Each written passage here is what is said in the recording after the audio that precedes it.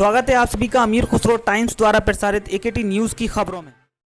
भाई और बहनों, प्रेस के हमारे मित्रों, आप सबका यहां दिल से बहुत बहुत स्वागत।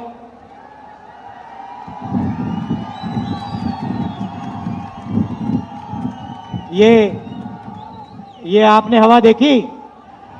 ये हवा देखी आपने? ये ड्रेस रिहर्सल है 23 तारीख का। तूफान आने वाला है और सिर्फ चंडीगढ़ में नहीं, पूरे हिंदुस्तान में तूफान आने वाला है। और आपने देखा होगा नरेंद्र मोदी जी घबरा गए हैं, झिझक के बोल रहे हैं। उनको भी दिख रहा है कि बीजेपी चुनाव हारने जा रही है। टेंशन में है, उल्टा सीधा बोल रहे हैं। 5 साल पहले आए थे, चंडीगढ़ में कहा, भाइयों और बहनों, 2 करोड़ युवाओं को मैं रोजगार दूंगा, किसानों को सही दाम दिलवाऊंगा, कर्जा माफ करूंगा, 15 लाख रुपए 56 इंच की छाती वाला चौकीदार हर बैंक अकाउंट में डाल देगा।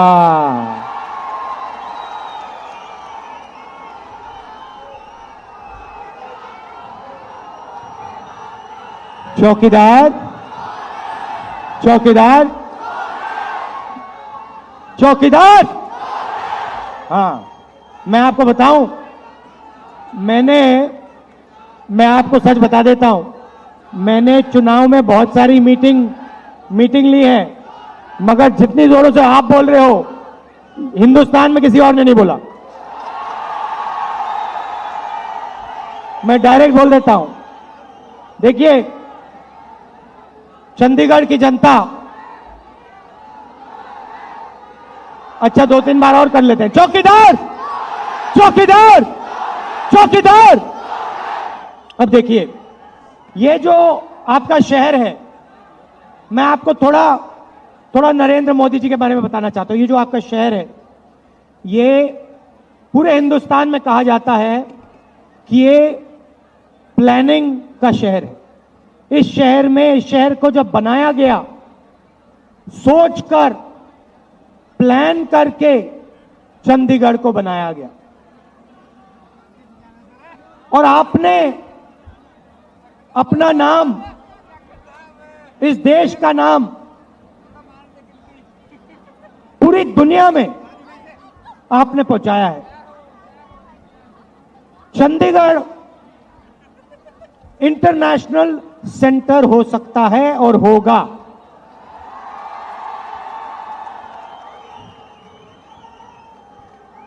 अभी मुझे बताया, आज मैं चंडीगढ़ एयरपोर्ट पे लैंड किया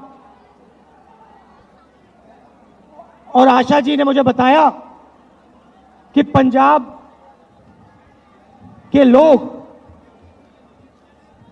हरियाणा के लोग चंडीगढ़ को इंटरनेशनल एयरपोर्ट देखना चाहते हैं। चंडीगढ़ में इंटरनेशनल एयरपोर्ट देखना चाहते हैं।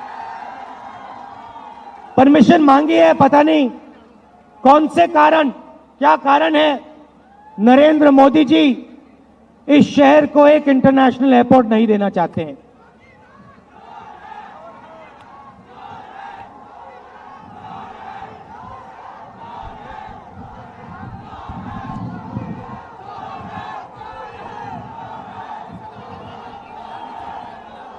अच्छा बताइए, नोटबंदी से फायदा हुआ, नुकसान? गब्बर सिंह टैक्स फायदा, नुकसान? नरेंद्र मोदी जी ने मनमोहन सिंह जी का जो काम था, इकोनॉमी का जो काम था, अर्थव्यवस्था का जो काम था, नरेंद्र मोदी उसको आगे ले गए या पीछे? मजाक उड़ाते थे, मनमोहन सिंह जी का मजाक उड़ाते थे। मगर मैं आपको बताना चाहता हूं, नरेंद्र मोदी जी ने नोटबंदी की। मैंने मनमोहन सिंह जी से पूछा मनमोहन सिंह जी आपको क्या लगता है? मनमोहन सिंह ने कहा देखिए राहुल, मुझे लगता है कि 2% जीडीपी का नुकसान होगा। पार्लियामेंट हाउस में बिना किसी से पूछे, बिना कोई इंफॉर्मेशन लिए मनमोहन सिंह जी ने कहा मुझे लगता है कि 2% जीडीपी का नुकसान होगा। एक साल बाद आंकड़े निकले, 2% जीडीपी का नुकसान नरेंद्र मोदी ने सिर्फ नोटबंदी से किया। अब पिछले 5 सालों में चौकीदार ने सबके साथ अन्याय किया। अनिल अंबानी को पैसा दिया, मेहुल चोकसी, नीरव मोदी, विजय माल्या, ललित मोदी, इन चोरों को चौकीदार ने पैसा दिया, मगर गरीब जनता को, चंडीगढ़ के युवाओं को, चंडीगढ़ के बेरोजगारों को एक भी रुपया नहीं दिया। तो 5 महीने पहले हमने जैसे चंडीगढ़ को बनाने में प्लानिंग की थी, हमने भी अपनी प्लानिंग शुरू कर दी। मैंने कांग्रेस पार्टी के सीनियर इकोनॉमिस्ट को बुलाया, मैंने उनसे कहा देखिए नरेंद्र मोदी ने पिछले 5 साल 5,55,000 करोड़ रुपए 15 लोगों को दिए हैं। कांग्रेस पार्टी भी पैसा देना चाहती है, मगर 15 लोगों को नहीं, करोड़ों लोगों को हम देना चाहते हैं। चिदम्बरम जी मुझसे पूछते हैं ये आप कैसी बात कर रहे हो, सरकार करोड़ों लोगों को पैसा थोड़ी दे सकती है। मैंने कहा देखिए आप पता लगाइए कितना पैसा हम चंडीगढ़ के गरीब लोगों को, हिंदुस्तान के गरीब लोगों को डायरेक्ट बैंक अकाउंट में दे सकते हैं। मुझसे पूछते हैं कितने लोगों की बात कर रहे हैं, मैंने कहा चौकीदार ने 15 को दिया, हम 25 करोड़ को देना चाहते हैं। एक तरफ 15, दूसरी तरफ 25 करोड़, 5 करोड़ परिवारों को देना चाहते हैं। आप जाइए, वापस जाइए, आपके पास 4-5 महीने हैं, वापस आना, मुझे बताना कितना पैसा दे सकते हैं, मगर अर्थव्यवस्था का नुकसान नहीं करना है। हिंदुस्तान की इकोनॉमी का, चंडीगढ़ के इकोनॉमी का नुकसान नहीं करना है। छोटे बिजनेस वालों का, मिडिल साइज बिजनेस वालों का, दुकानदारों का नुकसान नहीं करना है। गरीबों को जरूर पैसा देना है, मगर हिंदुस्तान का नुकसान नहीं करना है। गए, वापस आए। भैया बंसल जी मुझे पेन देना जरा। वो वापस आए, ऐसा पेन लिया, मेरे ऑफिस में मेरे सामने ये नंबर लिख दिया। मैंने कहा ये क्या है? 72,000। ये आपने यहां पे लिखा हुआ है, झंडे पे लिखा हुआ है 72,000 रुपए। मैंने चिदम्बरम जी से पूछा ये क्या है ये 72,000? कहते राहुल जी आपने कहा था 25 करोड़ लोगों को पैसा देना है, हमने चेक किया, ये 72,000 रुपए जो हम 25 करोड़ लोगों को दे सकते हैं ये वो है। मैंने कहा अच्छा, कितने समय में? कहते हैं 1 साल में। मैंने कहा कितने साल के लिए? कहते हैं जब तक जरूरत होगी तब तक। मैंने कहा जब तक जरूरत होगी तब तक। 6,000 रुपए महीने के, 72,000 रुपए साल के। भैया इस पोस्टर के नीचे लिखना 3,60,000 रुपए 5 साल के। ये 72,000 नहीं है, ये 72,000 1 साल का है। ये सचमुच में 3,60,000 रुपए 5 साल के, 10 साल का आप लगा लो। 5 करोड़ परिवारों के बैंक अकाउंट में डायरेक्ट। अच्छा, यहां जो महिलाएं आई हैं, बहुत सारे पुरुष आए हैं। देखिए भाइयों, मुझसे गुस्सा मत होना, मैं पहले ही बोल देता हूं, बाद में मेरे पास मत आना। 5 करोड़ परिवारों को जो पैसा जाएगा, हमारी माताएं और बहनों के बैंक अकाउंट में जाएगा। बाद में मत कहना ये क्या कर दिया। हमने निर्णय लिया है क्योंकि हम जानते हैं कि जो हमारी बहनें हैं, हमारी माताएं हैं, उनकी लॉन्ग टर्म प्लानिंग होती है।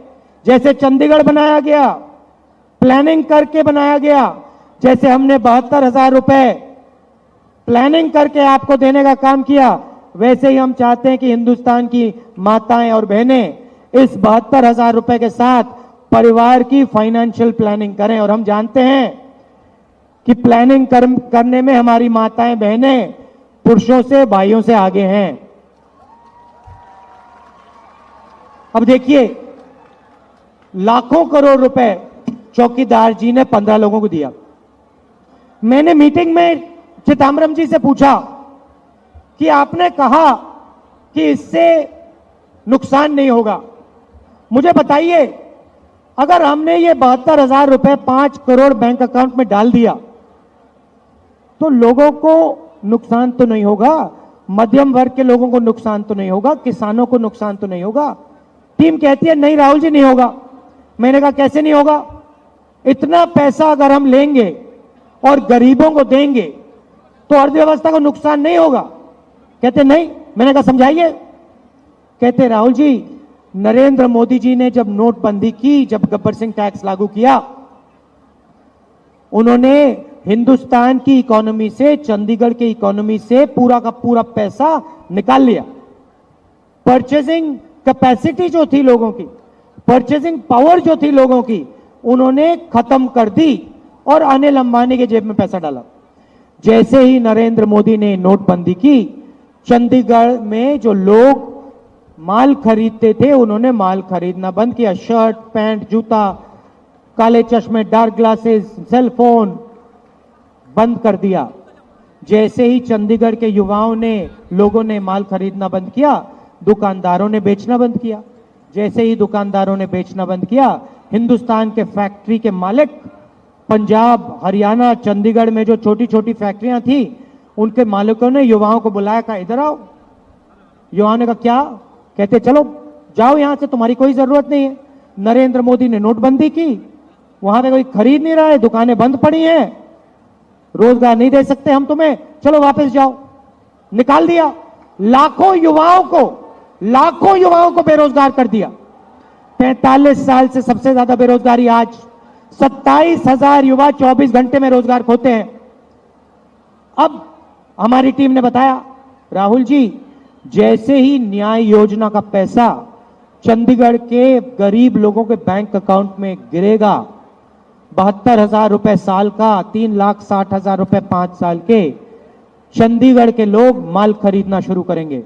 कोई शर्ट खरीदेगा, कोई सेलफोन खरीदेगा, कोई पैंट, कोई जूता, साड़ी, साबुन, टूथपेस्ट, टूथब्रश। जैसे ये लोग माल खरीदेंगे, चंडीगढ़ की जो दुकानें बंद हुई वो एक बार फिर चालू हो जाएंगी। दुकानदार माल बेचना शुरू करेंगे।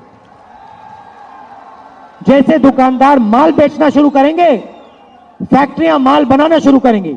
जैसे ही फैक्ट्रियां माल बनाना शुरू करेंगी, फैक्ट्रियों के मालिक चंडीगढ़ के युवाओं को बुलाएंगे, कहेंगे इधर आओ, इधर आओ, इधर आओ, चलो। युवा कहेंगे क्या हुआ? कहेंगे चलो फैक्ट्री में आओ, रोजगार देना है, रोजगार की जरूरत है। नोटबंदी, गब्बर सिंह टैक्स का नुकसान कांग्रेस पार्टी ने खत्म किया, दुकानें चालू हो गई, चलो चलो चलो, रोजगार की जरूरत है, चलो काम करो। और चंडीगढ़ के युवाओं को, हिंदुस्तान के लाखों करोड़ों युवाओं को रोजगार मिलना शुरू हो जाएगा। हिंदुस्तान की, चंडीगढ़ की इकोनॉमी जंप स्टार्ट हो जाएगी। जैसे गाड़ी में पेट्रोल डाला जाता है, जो आजकल नरेंद्र मोदी ने बहुत महंगा कर दिया है, डीजल डाला जाता है ट्रक में, जो नरेंद्र मोदी ने बहुत महंगा कर दिया है, वैसे ही न्याय योजना हिंदुस्तान की इकोनॉमी में, अर्थव्यवस्था में डीजल पेट्रोल है। न्याय योजना के जाने के बाद जैसे हम चाबी घुमाएंगे, दुकानदारों की दुकान चालू हो जाएंगी, बिजनेसेस चालू हो जाएंगे, स्मॉल मीडियम इंडस्ट्री चालू हो जाएगी और हिंदुस्तान की अर्थव्यवस्था, हमारी शान एक बार फिर पटरी पे आ जाएगी।